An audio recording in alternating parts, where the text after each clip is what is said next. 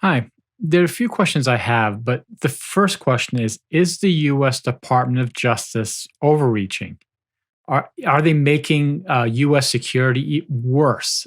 And of course, I'm talking about Jack Teixeira's taking of these documents from a US Air National Guard base, sharing them online on a Discord server with some other very young people, getting out into the open and becoming a a huge political issue or a geopolitical issue with Ukraine and Europe and everybody else. Okay, so I think everybody knows those facts. You can quickly find them.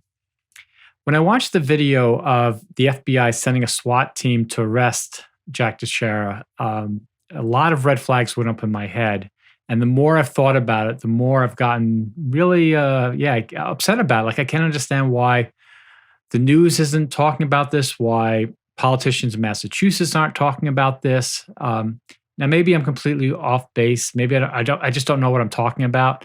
Maybe somebody's watching this video in the comments. You can tell, you can, you can explain whether I'm just off the deep end here, or whether not the deep end, but whether I'm totally incorrect in my questions, or I am. I don't know. Anyway, so I'm going to stop babbling and I'm going to get on with the best I can present in this stuff. And again, these are all unknowns to me. It just is really disturbs me. The more I think about it, the more I get disturbed by it with my limited knowledge of how the government works. All right, so I'm going to start with the slideshow. So here's Jack Teixeira. So here's a guy, right? First of all, we know he's very young. He's 21. He's probably 18 in this shot or whatever. He's obviously very proud to be in the American military. I mean, I don't think we can, doubt this. And so that's one right there. We're not dealing with a terrorist here, right? We're not dealing with somebody that hates America. We're dealing with somebody that's a patriot. Now, he released these documents, and most people speculate that he did to show off to friends, and that's horrible and that's stupid and whatever. But he wasn't trying to hurt the United States, right? He did not have the intention of malice, the intention of getting anybody killed. He was just young and dumb, though we don't know for sure. But still, I say give him the benefit of the doubt. If I look at this photograph, now during the arrest, what I think happened is they called his family. They said, "Listen, we're going to arrest you. So be prepared to come outside your house with your hands over your head and whatever, and we're going to arrest you." So here we see he's left this house. It's obviously not his house, right? He's 21 years old, right? So this is his parents' house, or it's a friend's house. I mean, this is like a real person's, expensive house with an American flag. Again, these are patriots. These are American citizens. These are serving their country. He's not like some known terrorist. I mean, it's just, again, I just can't get over this. So he leaves the house with his hands on his head. He's obviously practically in his underwear, right? He doesn't have a gun or anything. He's walking forward, and then they tell him to turn around and to walk backwards, right? And then this guy lifts his gun halfway up to a United States Air National Guard serviceman who is not guilty yet, who is innocent. The FBI is raising a gun to a guy that's our military personnel with his hands up, no guns whatsoever. This is how things go wrong. Now, the FBI might argue, "Oh, no, well, we have to be careful." And again, this is in the comments, write this, but I feel this is complete overreach, complete excessive force, and sends a wrong message to Americans, especially all those gun nuts, the far right in Montana, wherever, where they're like, "Yeah, the government's coming after us. The government is going to bring up the big truck and the big guns, and they're going to shoot us." Because look how they're treating a U.S. service. Okay, I'm getting excited. Okay, sorry. Calm down. I just can't believe that they're treating this guy in this way, who is, again, he's innocent as far as we know. And this is the Air National Guard.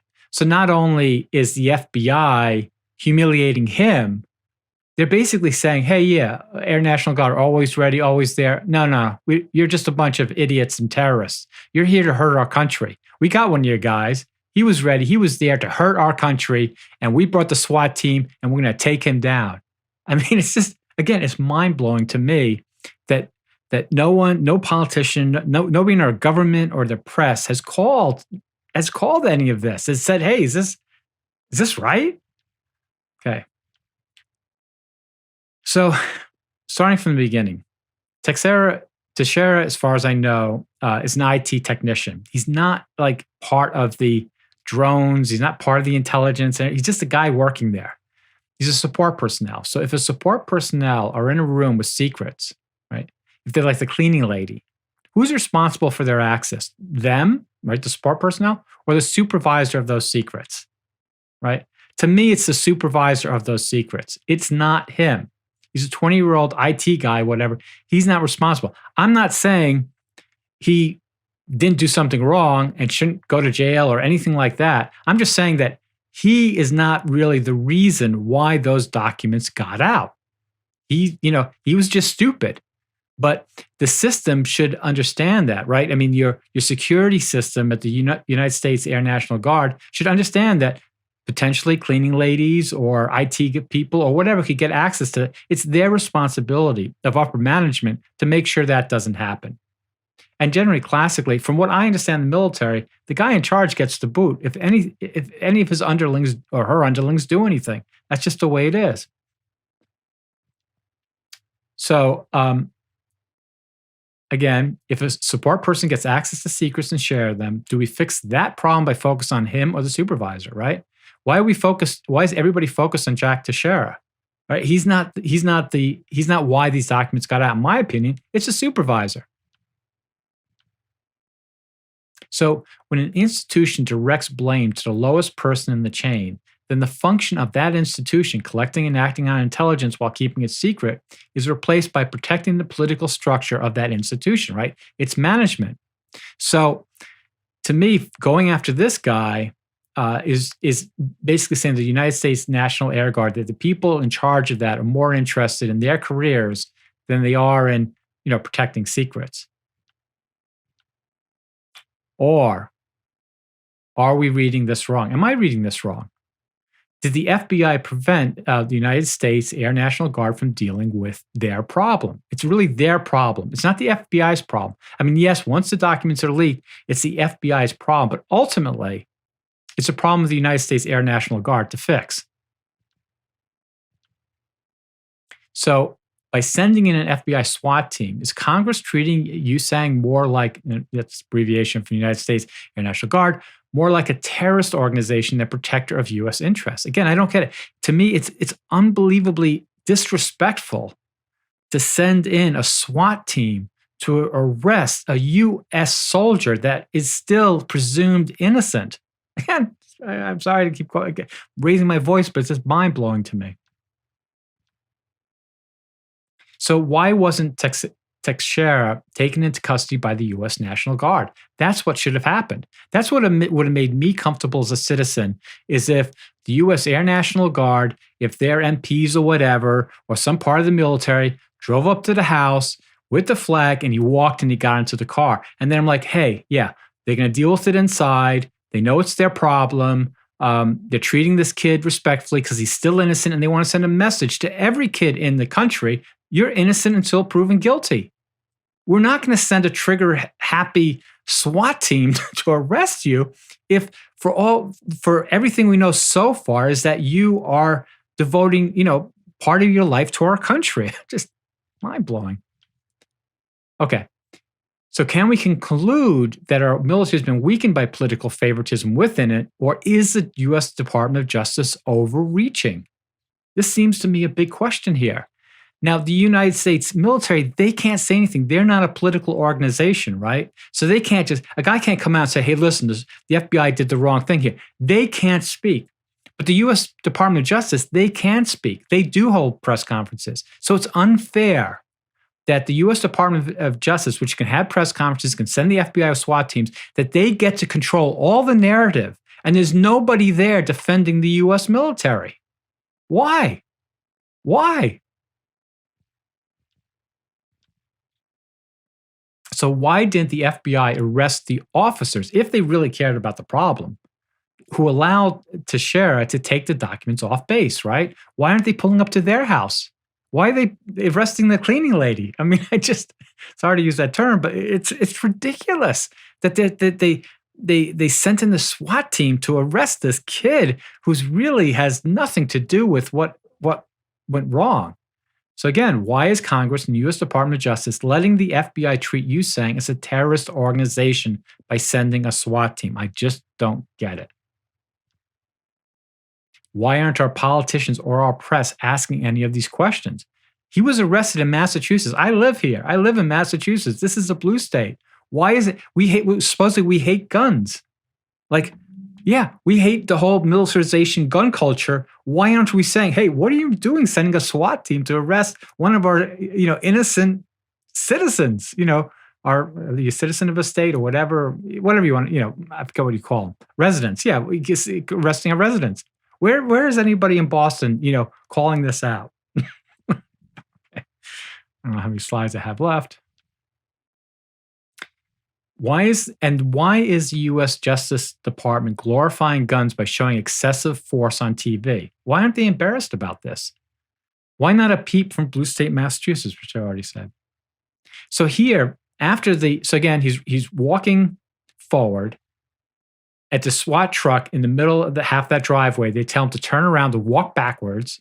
He walks backwards. He sits in the truck. Then they lead him down the rest of the driveway to a waiting SUV. This is theater. That SUV could have pulled up to the front of the house and taken him. So what is this theater saying? Again, what is our government saying when they're saying an FBI SWAT team to arrest an innocent person with excessive force?